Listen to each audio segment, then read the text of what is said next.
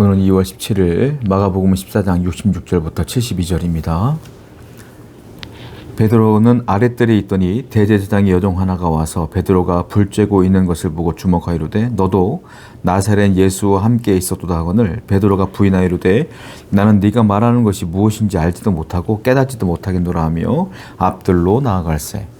베드로가 멀찍이 떨어져서 예수님의 상황을 지켜보는 가운데 불을 쬐고 있었거든요. 그때 대제사장의 여종 한 명이 베드로를 알아본 겁니다. 너 저 나사렛 예수와 함께 있는 걸 봤다. 너도 똑같은 도당이다. 이렇게 표현하고 있어요. 그때 이 베드로가 부인합니다. 나는 모르는 사람인데 무슨 소리 하는 거냐? 라는 것들을 얘기하고 있어요. 이 여종이 예수님을 향하여 나사렛 예수라고 말하는 것은 빈정거림의 표현이에요. 왜냐하면 나사렛 사람들은 무식하다고 소문났거든요. 그 당시 사람들에게. 그러니까 나사렛 예수라고 굳이 말한 건 예수님을 그렇게 무시하는 말로써 한 거예요. 근데 베드로는 이 말을 듣고 예수님을 부인하는 것을 보게 됩니다. 베드로는요, 대단한 사람이에요. 이 여종이 알아볼 정도로 늘 예수님 옆에 있었던 사람이거든요. 그런데 지금 자기가 불리한 거 아닙니까? 불편한 자리이며 불리한 자리예요. 그랬을 때 그는 예수님 부인하는 거죠. 예수님 옆에 있을 때는 사람들이 막 존경하고 막 할렐루야 할 때는 어깨가 힘이 들어가고 내가 베드로다, 내가 수제자다 이렇게 얘기했던 베드로가 지금은 모른 척하고 있는 것이죠. 여러분들은 어떤가요? 여러분들은 항상 좋은 자리, 즐거운 자리에서는 신앙을 높이며 신앙이 있는 것처럼 행동하다가 조금 불편하거나 사람들이 신앙인들이 아닌 사람들이 많은 곳에는 신앙을 좀 감추고 예수님을 감추고 신앙인이 아닌 것처럼 살아가고 있지는 않을까요? 이중적인 신앙인으로 살고 있지는 않습니까? 베드로와 똑같은 모습 아니겠어요? 신앙인은 언제 어디서 있든지 간에 내가 그리스도인입니다. 나는 믿음이 있는 사람이에요. 신앙인입니다. 라고 당당하게 말하고 그렇게 살아가는 게 신앙인이에요.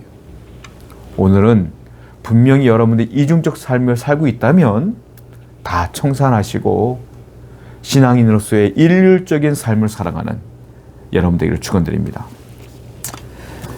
66절하고 68절을 보면 베드로가 맨 처음에 아랫뜰에 있었어요. 거기서 대제사장 여종을 만난 거죠. 그런데 68절을 보게 되면 베드로가 자리를 피하면서 어디로 갑니까? 앞뜰로 갑니다. 아랫뜰에서 앞뜰로 가요. 그것은 뭐냐면 사람들이 더 없는 곳이야. 어두운 곳이야.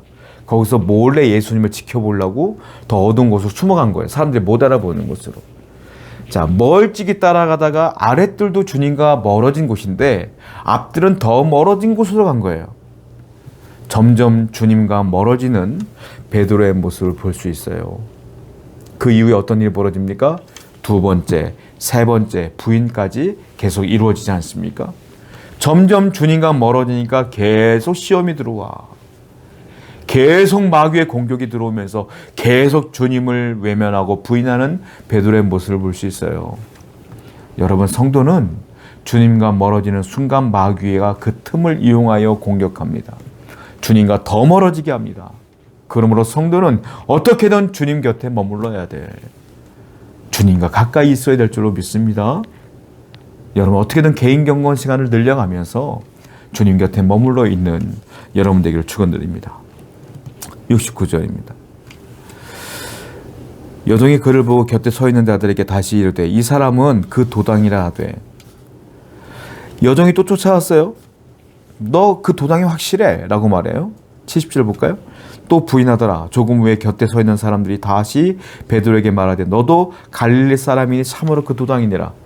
또 부인했어요. 그런데 이번에 사람들까지도 다 같이 얘기해요. 너 맞는 것 같은데? 저 여종의 말을 들어보니까 너 맞는 것 같아. 너 베드로지? 라고 사람들이 얘기했어요. 계속 부인하는 장면을 보게 됩니다. 여러분, 처음 부인할 때는 어려웠죠. 난 안 할 겁니다 라고 말했지만 한 번 부인하니까 두 번, 세 번은 쉬운 거예요. 여러분 다 이해되시죠? 한 번이 어렵지 두 번은 쉬운 거예요. 세 번도 쉬운 겁니다. 그래서 안 할 거면 처음부터 안 하셔야 돼. 여러분들이 신앙을 지키며 주님대로 살 거라면 한 번은 괜찮겠지. 그러시면 안 돼요. 끝까지 세상과 타협하지 않아야 돼요. 한 번 타협하면 두 번, 세 번은 쉽습니다. 그러므로 끝까지 타협하지 아니하며 신앙을 지키며 그 절개를 지키며 굳건히 서 있는 여러분 되기를 축원드립니다. 71절이에요.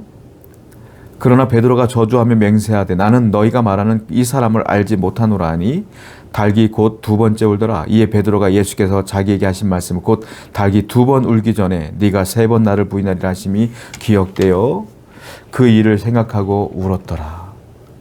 닭이 두 번 울기 전에 네가 나를 세 번 부인할 거야 라는 말씀을 미리 했는데 잊어먹고 있다가 닭이 딱 두 번째 우는 걸 보면서 내가 세 번이나 부인했구나 라는 걸 깨닫고 그는 엉엉 우는 장면을 보게 돼요. 여러분, 사람은 이렇게 연약합니다. 베드로와 같은 위대한 신앙인이 이 땅에 어디 있습니까? 사실 저와 여러분들이 베드로 보면서 아이고 한심한 사람, 예수님을 세 번이나 부인했네 라고 지금 말할 수 있지만 여러분들이 이 상황이 되면 부인 안 할 것 같아요?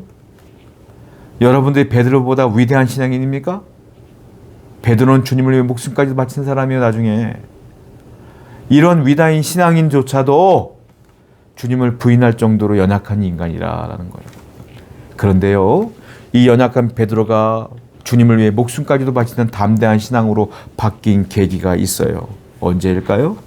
사도행전에 보면 성령이 임하셔서 베드로에게 역사하십니다. 그리고 성령이 베드로와 함께 하면서부터 베드로는 담대한 신앙이 되었어요. 성령이 함께 하면 돼요. 성도 여러분, 성령님이 여러분과 늘 함께 하심을 믿으시기 바랍니다. 성령님께 기대시고 성령님께 기도하시고 성령님의 손을 잡으셔서 신앙을 끝까지 붙들고 살아가는 여러분 되기를 축원드립니다. 기도합시다. 혼자는 외롭습니다. 어렵습니다. 흔들립니다. 그러나 성령께서 우리와 함께 하시니 이길 수 있음을 믿게 해 주시옵소서. 예수님의 이름으로 기도드렸습니다. 아멘.